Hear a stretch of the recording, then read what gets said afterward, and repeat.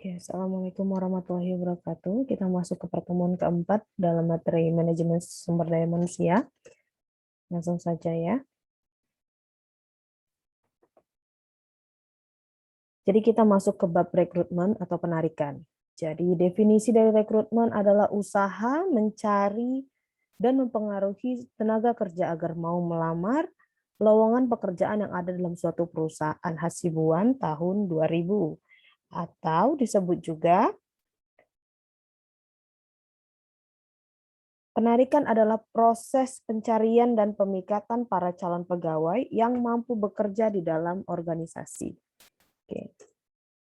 Konsep rekrutmen.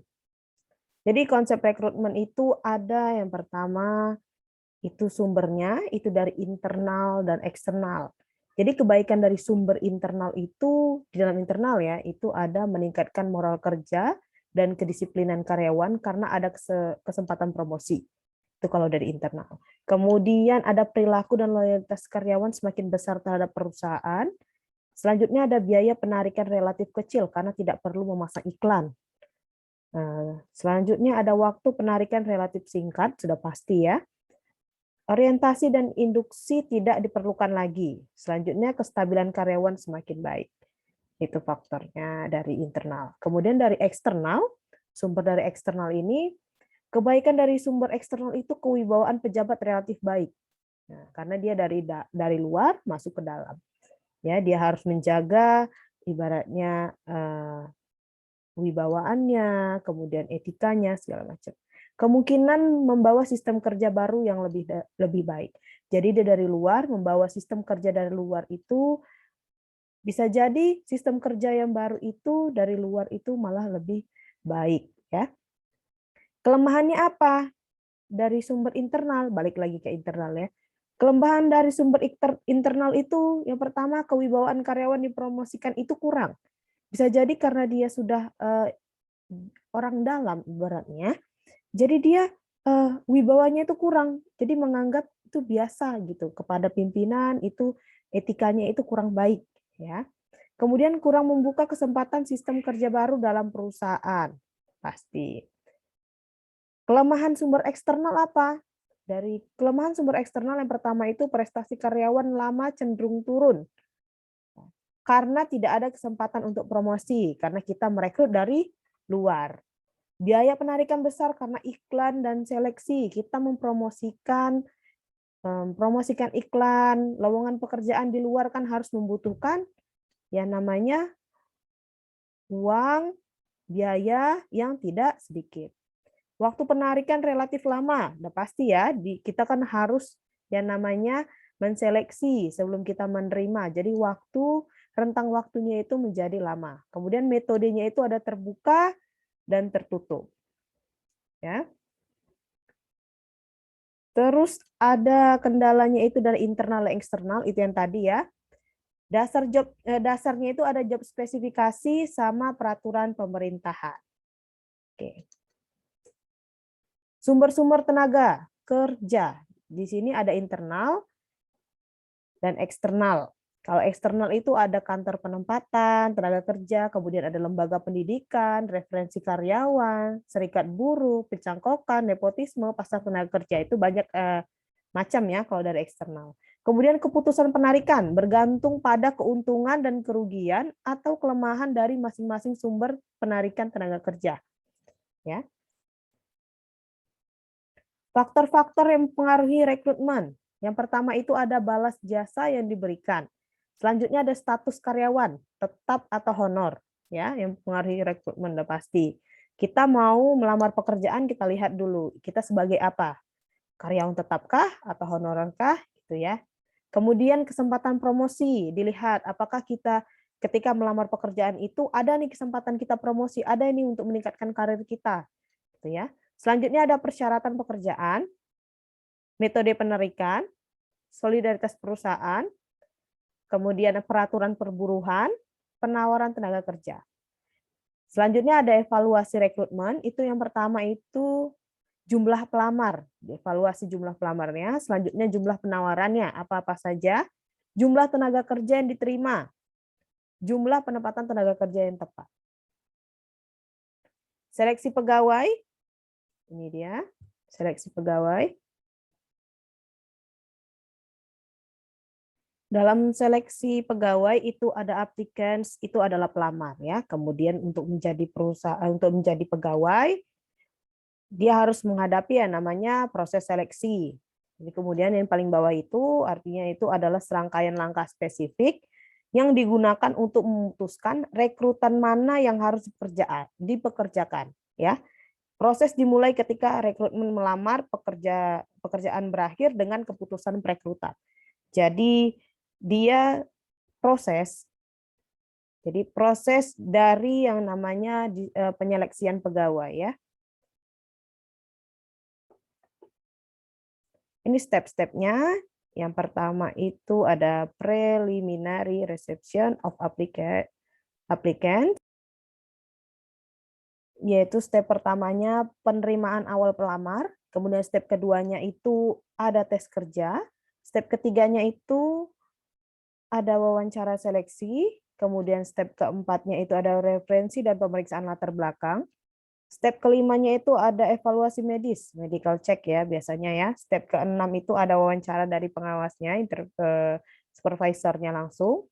Step ketujuh itu ada pratinjau pekerjaan yang realistis. Kemudian step ke-8 ini finalnya itu adalah keputusan perekrutan. Ya ini dia ya. Ini menurut Bambang Wahyudi 1996, ini pendekatan seleksi, ini alurnya. Isian blanko, kemudian apakah diterima atau ditolak, kemudian tes, apakah diterima atau ditolak, kemudian wawancara, diterima atau ditolak, tetap ada ya penyeleksian ini ya, setiap stepnya, ujian kesehatan, kemudian ada latar belakang atau ya latar belakang dari ini pelamar, diterima atau ditolak, kemudian diterima ya, yang terakhir. Ini dia, wawancara, blanko, ujian kesehatan, tes, latar belakang, diterima atau ditolak. Kalau ditolak dia ya tidak ini ya, tidak diterima menjadi pegawai, kemudian ini setelah melewati rangkaian tes, kemudian diterima.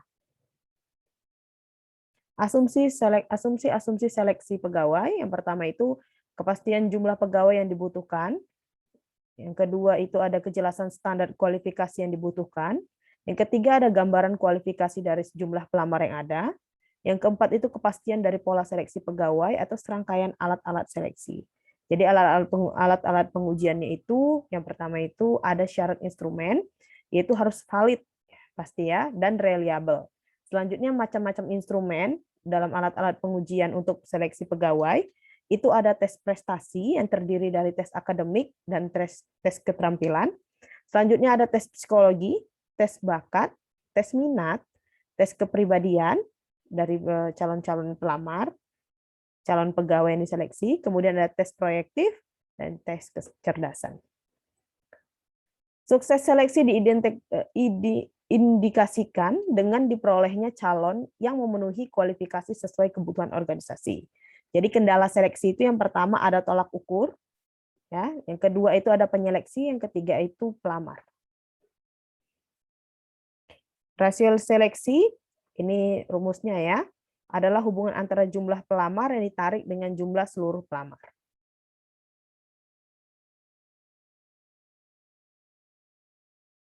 Selanjutnya ada penilaian kinerja, performance appraisal. Itu pengertian di bawahnya itu ada pegawai, kemudian dia bekerja, prestasi kerja.